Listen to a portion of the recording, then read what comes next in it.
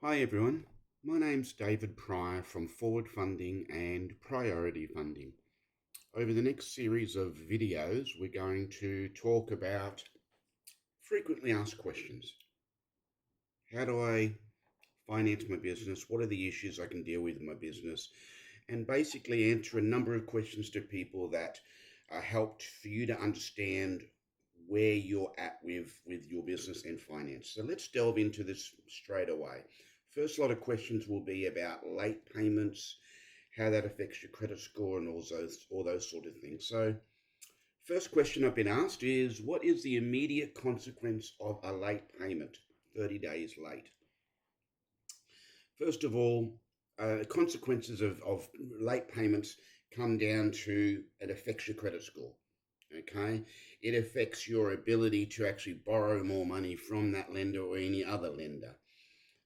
There will always be a penalty fee of some sort that's normally built into the document where you'll be paid, you'll be charged a fee for a late payment. And if you continue to be late more than 30, 60, 90 days, then those fees will start to back up. And there are also times where there will be a default fee or interest rate fee of an extra 2 to 3% per month for the late payments you have. So it is damaging to you to actually miss your payments. If you miss too many payments, then the lender will then start to put this into a default position on your credit file, which lasts for 5 years longer on your file, even if you do pay. If it lasts longer than that, then you're then talking about a legal action against you, which then the lender will repossess whatever they've funded with you. If it's an unsecured loan, then they will then start to take legal proceedings. You'll have legal costs, and it just becomes very, very messy. So make sure you make your payments. If you're in hardship, talk to the lender, negotiate with the lender, communicate. Okay, next question. Will one late payment hurt my business credit score? Essentially, one late payment, no. 30 days. We're talking about a monthly payment that you make. And let's say that payment is $500 a month for whatever it may be. One late payment, as long as you're communicating with the lender, then essentially no. It might show a delinquency in your bank statement for other further lending you may need. But essentially, if you catch it up quickly and you're then good with that lender, then they'll write it off as a once-off, okay? Again, I said it before, communicate. Now the next question that within this scope of questions is, what should I do if I can't afford my loan repayments? What's the word I said earlier? Communicate. Talk to the lender. Let them know what's happened. It may be a COVID situation, which we had a few years ago. It may be a death in the family. It may be something that the lender gives you some dispensation for. Okay, effectively the lenders had to pay for their money, so they won't give you full carte blanche, no repayments, but they may allow you to make half repayments or part repayments for a few months until you get back on your feet or whatever it may be. It's at the full discretion of the lender. It's not your right to say, I deserve this or anything like that. It is up to the discretion of the lender. The nicer you are in communicating, the more flexible you are within what you're trying to do, the lender will work with you as much as they can. If this is an ongoing occurrence and it's fourth or fifth time you've asked for it, then obviously they may lose their patience, but there are opportunities to have some dispensation, okay?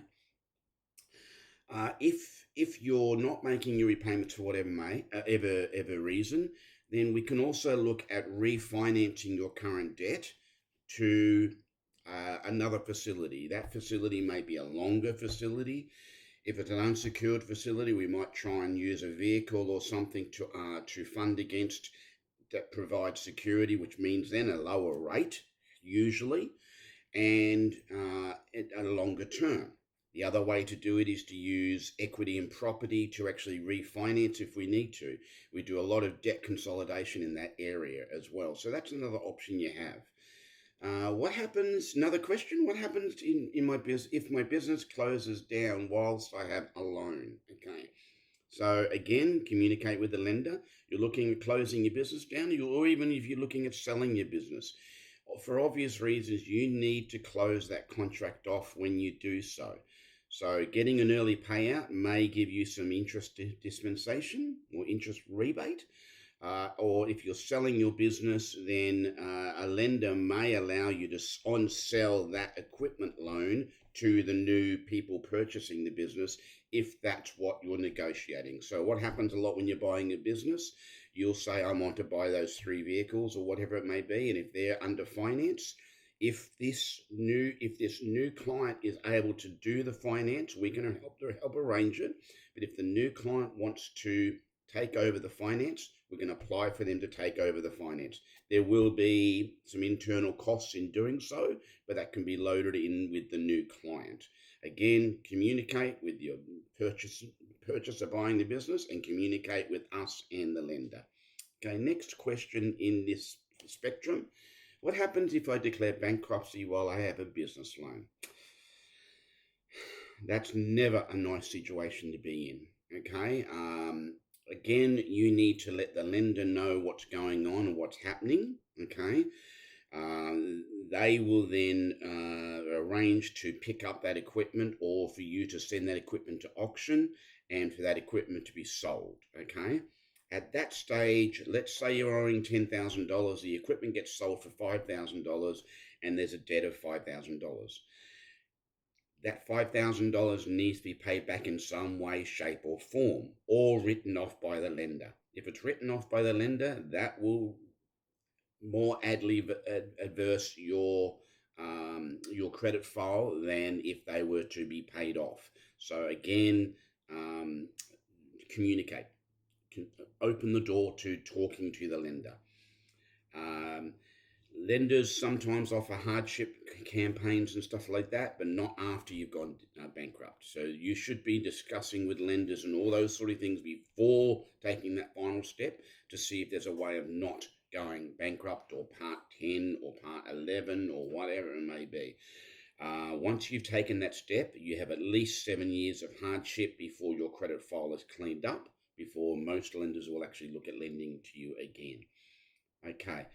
On a little bit of an easier situation, if I've had a loan default in the past, can I still qualify for a loan with a lower interest rate? How long is a piece of string is the answer here. So essentially, if you have had a default, whether it's a credit, finance company default, or a trade, or a trade default, that might be an account that's gone bad, or a tax, or something along those lines, everything depends on what you've done then to draw that default, and what you're doing now to actually get past that issue.